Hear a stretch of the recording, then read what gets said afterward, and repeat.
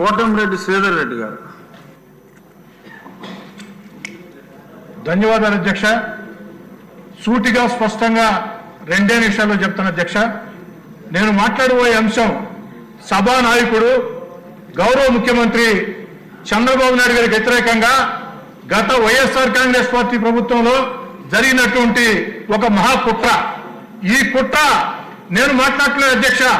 గత రాత్రి ABN big debate లో వెంకటకృష్ణతో స్వయంగా సీనియర్ ఐఏఎస్ అధికారి, విశ్రాంత ఐఏఎస్ అధికారి పివి రమేష్ గారు చాలా స్పష్టంగా చెప్పారు అధ్యక్ష. గత రాత్రి ఏబిఎన్ బిగ్ డిబేట్ లో వచ్చే అంశాలని ఈ రోజు ఆంధ్రజ్యోతిలో ప్రముఖంగా వచ్చాయి అధ్యక్ష. దీంట్లో పివి రమేష్ గారు చెప్పినటువంటి మాట ఏమిటంటే, నేను ఏనాడు కూడా స్కిల్ డెవలప్మెంట్ కేసులో పొరపాటు జరిగింది అని చెప్పలేదు. స్కిల్ డెవలప్మెంట్ కేసులో ఆ యొక్క చంద్రబాబు నాయుడు గారిని జైల్లో పెట్టేదానికి ఆనాటి ముఖ్యమంత్రి జగన్మోహన్ రెడ్డి గారు ఫైళ్లు మాయం చేశారు.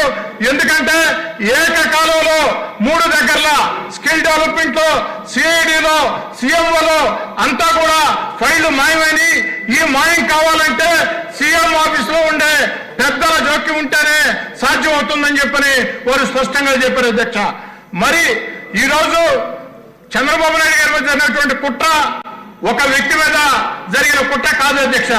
ఒక హై ప్రొఫైల్ వ్యక్తి మీద ఇంత పెద్ద కుట్ర జరిగితే ఇక ప్రజల మీద ఇలాంటి కుట్రలు ప్రభుత్వ ప్రోద్బలంతో జరుగుతాయి. గత వైఎస్ఆర్ కాంగ్రెస్ పార్టీ లాంటి ప్రభుత్వాలు మళ్ళీ భవిష్యత్తులో అవకాశం వస్తే ఇలాంటి కుట్రలు జరుగుతాయి. చాలా స్పష్టంగా చెప్పారు అధ్యక్ష. చాలా స్పష్టంగా పివి రమేష్ గారు కొత్తగా ఈ రోజు చెప్పలేదు అధ్యక్ష.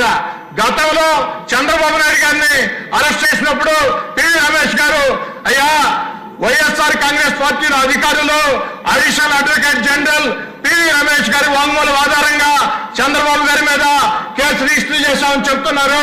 ఇది అవాస్తవం. స్కిల్ డెవలప్మెంట్ లో ఎలాంటి పొరపాట్లు జరగలేదు.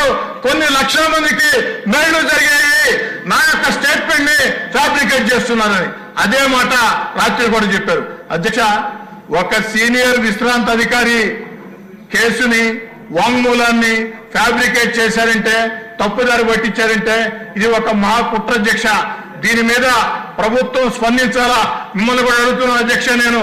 ఎందుకంటే సభానాయకుడు ముఖ్యమంత్రి గారి మీద గౌరవ మర్యాదలకు సంబంధించి 53 రోజులు జైల్లో దుర్మార్గంగా పెట్టిన కుట్రకు సంబంధించి స్వయంగా విశ్రాంత ఐఏఎస్ అధికారి డీజీపీ గారికి లేఖ రాశారు. విశ్రాంత ఐఏఎస్ అధికారి దీని మీద విచారణ చేయమని డీజీపీ గారికి లేఖ రాస్తే ఆ లేఖ మీద డీజీపీ గారు స్పందించారా లేదా, స్పందించకుంటే ఎందుకు స్పందించలేదు, స్పందించి ఉంటే ఏం జరిగింది, దీని మీద తేల్చాలా. దయచేసి మిమ్మల్ని కోరేది, ఈ రోజు 0 అవర్ ని రద్దు చేయండి. 0 అవర్ ని రద్దు చేసి సభలో ఉన్నటువంటి సభ్యుల అందరి అభిప్రాయాలు తెలుసుకోండి. ఇది చాలా ముఖ్యమైన అంశం. ఒక విశ్రాంత ఐఏఎస్ అధికారి స్వయంగా మీడియా ముందుకు వచ్చి చెప్తున్న మాట వారు కొత్తగా ఇప్పుడు చెప్పే మాటలు కాదు, ఆనాడే చెప్పి ఉన్నారు. దీన్ని సీరియస్ గా తీసుకోవాలని